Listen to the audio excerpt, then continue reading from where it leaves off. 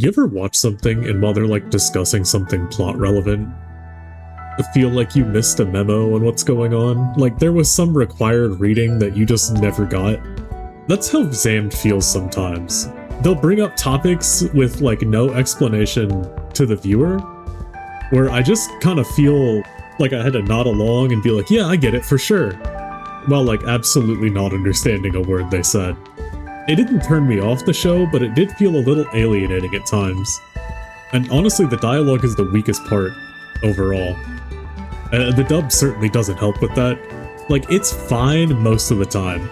And it'll even hit some like crazy lines, like during Unk's last stand when General Warcrime cuts out the dad's eye and hits this bar. Light and shadow, now your world has balance. You should thank me. I almost forgave him for living at the end, because that went crazy. But sometimes it feels clunky or repetitive, or even like too esoteric. And for the dub specifically, it's mostly fine. It's just, it has some like bad overacting or like voices that don't really match the character. There's also this bar. This cripple's going army! Which hasn't aged well, but it did make me laugh. The dialogue aside though, the writing is fine. I like all the different POVs and the side plots, except for the stupid kid, I don't like him. The divorcing parents side plot genuinely had me invested. And it leading right into Uncle's 11 to try and like save Midori from the research facility was really good.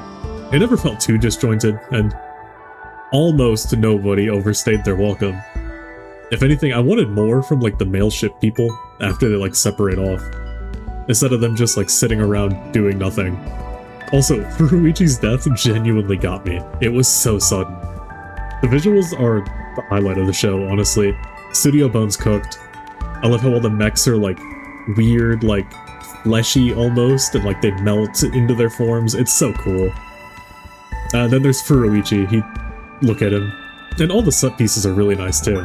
Like all the backgrounds and stuff are very pretty. The BGM is decent, but holy shit, the openings and endings are insane.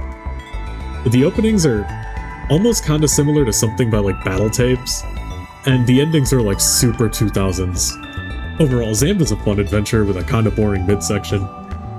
I'd give it like a 8.4. Anyway, next week we're looking at Qualidia Code, only because I needed something that started with Q, and I can't show a second of Queensblade without getting orbital lasered by YouTube.